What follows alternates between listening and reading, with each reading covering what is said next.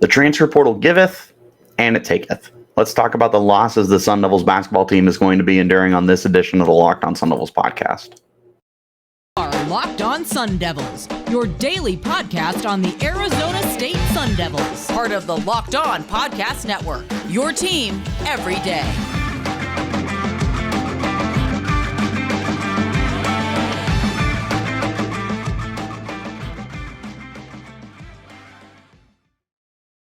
This episode is brought to you by FanDuel Sportsbook, official sportsbook of Locked On. Make every moment more. Visit FanDuel.com/LockedOn today to get started.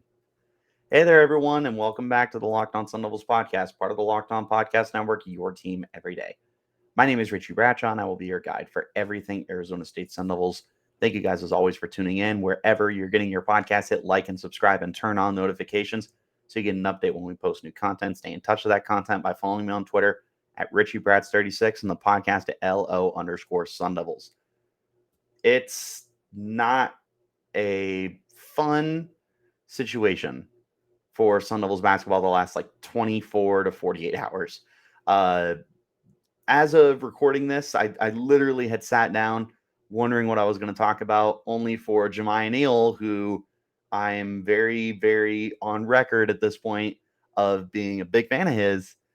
Neal is entering the transfer portal, and that is brutal. And I want to talk a lot about that because of the impact that that's going to have. But he's not the only one transferring for Arizona State.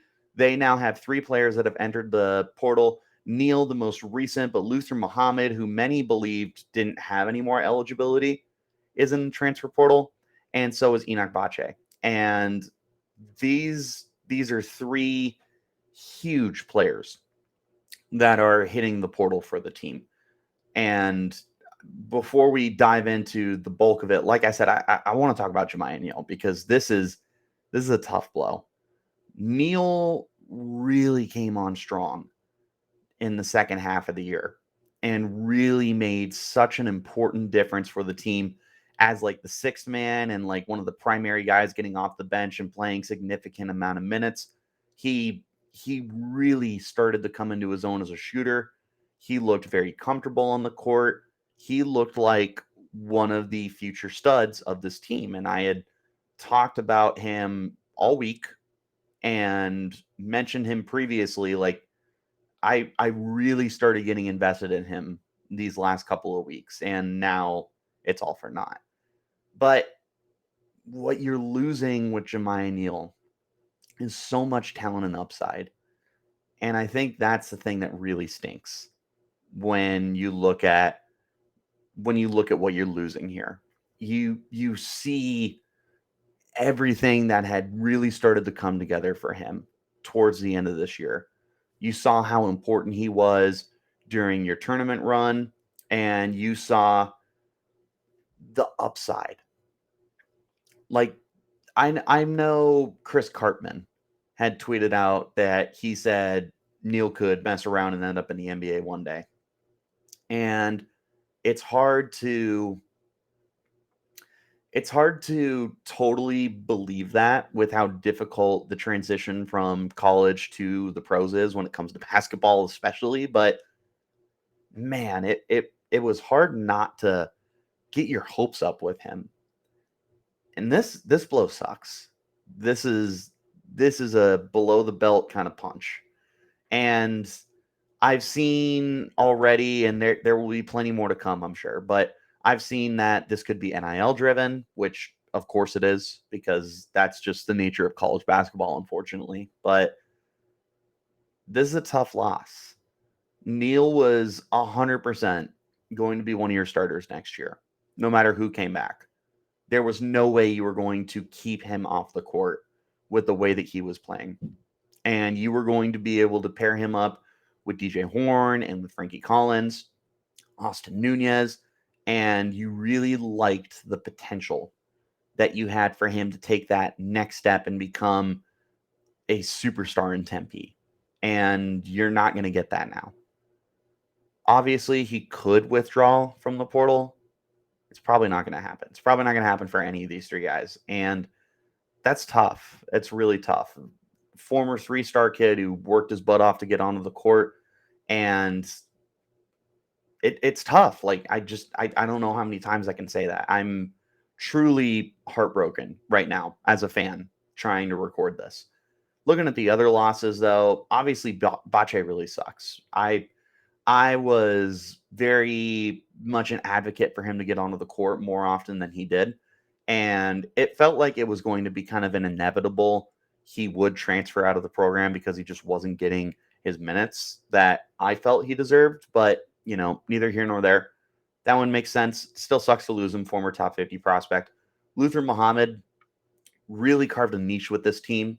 And like I said, most of us believed he didn't have any eligibility left. And turns out he does have one more year, and he's going to go to a team where he can be a full-time starter. And good for him. It just stinks because he was a very important pivotal role player for the Sun Devils off the bench. And depending on what you were going to end up losing, if you did indeed lose the Cambridge brothers and Warren Washington, and Muhammad decided to come back, there was an opportunity for him to be a starter. I'm not guaranteeing it the way I would with Jamiya, but there was. And, it's just one of those things where he's going to go somewhere and be able to actually compete for a full-time starting role, and power to him. I'm really happy for him. And moving forward, you got to do what's you. I'm always going to be pro player and everything like that. It's just, unfortunately, it's just the nature of this business that is college sports in today's day and age. And it's just, I know the season just came to an end for Arizona State, so we probably should have expected some moves to happen. I guess I didn't think that you were going to lose 3 important players in such consecutive fashion, and certainly was not anticipating the loss of Jamiya Neal. But Neal's loss on top of the other losses here that the team is going to be enduring, with the 3 players that are transferring, plus Desmond Cambridge Jr. is running out of eligibility. It's going to be a drastically different team, maybe for the better, but it's hard to be entirely optimistic right now when you look at what you're losing, I suppose. Do want to talk to you guys about our friends over at FanDuel, because right now with the tournament heating up, it's the perfect time to download FanDuel, America's #1 sportsbook, because new customers are going to no sweat first bet up to $1,000. That's bonus bets back if your first bet doesn't win. Just download the FanDuel Sportsbook app. It's safe, secure, and super easy to use, and you can bet on everything from the money line to point scorers and threes drained. Plus, FanDuel lets you combine your bets for a chance at a bigger payout with the same game parlay. So don't miss out on your chance to get your no sweat first bet up to $1,000 in bonus bets when you go to FanDuel.com/lockedon. That's FanDuel.com/lockedon to learn more. Make every moment more with FanDuel, an official sports betting partner of the NBA. Back into our conversation. Where do you go from here? So we're still very young on what we're going to be looking at this team, like the outlook for them for the upcoming year, 2023-2024. You are definitively losing Desmond Cambridge Jr. There is no eligibility for him to return. You are now losing Jamiya Neal, Enoch Boakye, and Luther Muhammad. That's 4 important players for you. Maybe 3, because I know Boakye really didn't get on the court that much. Regardless, that's still important names. We still have no idea what's going on with the Marcus Bagley situation. Again, if anyone does know, let me know so that I can be educated. But I have no idea what's going on there. At this point, you don't worry about it. You just kind of are moved on as a program from him, right, wrong, or indifferent. You're going to be waiting to see what happens with Devin Cambridge and with Warren Washington. The reason that they transferred to Arizona State was that those 2, along with Desmond Cambridge Jr., were all going to play their final year of college basketball together. Mission accomplished. They did it, and they were all very important players for the Sun Devils and helped them get to the tournament. Devin and Warren have eligibility remaining. Will they, won't they come back? We're going to be kind of waiting to see what their decision is. I just don't feel comfortable speaking on it one way or the other, because I understand both sides of it. I understand that you want to play as much as you can, and that if you have years, to use those years. But I also understand that there was a commitment and a brotherhood between these three guys, and who knows? Desmond may not care at all and tell them to play again. Or maybe they all just took like a blood pact or something. I don't know. Like, we're just kind of in wait and see with Devin and with Warren in terms of whether or not they're going to be back. But in a worst case scenario where you lose both the Cambridge brothers, Washington, plus the 3 transfers, that's a lot. That's a lot. And especially for a team that was looking forward to some of those guys being key foundational pieces moving forward. This was a team that captured lightning in a bottle in 2022, 2023 with all their transfers. And they had an exceptional season that you weren't sure if it was going to be replicable because you had so much production come from the transfer portal, and especially from your seniors and your fifth year guys. And you're potentially losing majority of that. You're losing more to the transfer portal. I'm sure we're not done yet. Not to be that guy, I'm sure we're not done yet. This is just modern day college sports. Is the transfer portal will save you and it'll kill you. And right now, Arizona State is going to be figuring some things out. I've been talking about this, is this going to be indicative of success moving forward, or was this a one and done kind of team? On paper, this looks like a one and done kind of team. So glass half full, glass half empty. I've been glass half full most weeks. Today, I'm going to be glass half empty, I suppose. Looking at what's available, it'll be interesting, I suppose. There's going to be a lot of guys in the transfer portal. Like, just to name a few, like, I truly don't know anything about these guys. Maybe you guys do, and that's awesome. Taron Armstrong, Jameer Nelson, Fardaz Amak, Khalif Battle, Amari Abram, Nicholas Timberlake, Kario Okendo. There's lots of, and these are all 4 stars. There's lots of guys to be had that can come in and help ASU out. There's tons of recruiting that's yet to be done as well. They have 2 recruits right now, a 4-star guard named Braylon Green and a 3-star forward named Akil Watson. Obviously, you love the idea of a 4-star coming in and making an impact. There's going to be a lot of movement that we're going to have to keep a close eye on to see how this all shakes out for Arizona State. But the movement we've seen so far definitely sucks. And I'm absolutely caught up in the moment. I can totally own that and admit that. This is definitely me recording when I'm down in the dumps, but it's a reality, I suppose. The Built March Madness bracket is here. We know you have a favorite bar or puff, and now's your time to make it count. Go to builtmarchmadness.com to vote for your favorites.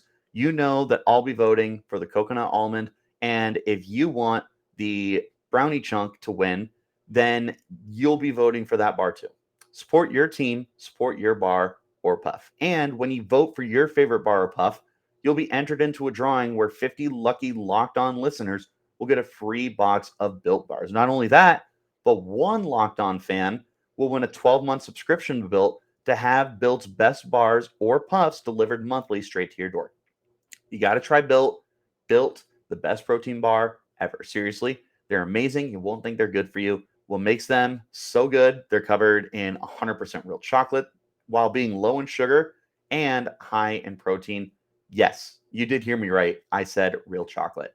Run to builtmarchmadness.com right now to vote for your favorite bar or puff and pick up a box while you're there. You can vote every day in March, so hop in and support your pick. Also, make sure that you guys check out the Locked On College Basketball podcast. Isaac Shade and Andy Patton bringing everything you need to know on and off the court. Hear from everything going on in the college basketball landscape, experts, coaches, players, and more. Locked On College Basketball available on YouTube and wherever you're getting your podcasts. Some closing thoughts. Again, this was definitely a doom and gloom episode. My apologies. I know that more often than not, I'm very sunshine and rainbows. This sucks that I just watched my favorite player from this past year leave the team. And there's been other losses this week. I'm sure they'll rebound, no pun intended. I'm sure that Bobby Hurley's got a plan and he's got something up his sleeve. And there's other young guys on this roster that are returning as well. Austin Nunez is still back, hopefully, knock on wood. Alonzo Gaffney will be returning as a senior. You've got Duke Brennan that's returning, who played a big role for you a year ago. Who knows? Maybe Bobby Hurley Jr. turns into a superstar as his dad continues to develop him. Maybe. I don't know. It could be fun. It'd be a funny story, that's for sure. And there's tons of guys for Arizona State. This is a relatively young roster.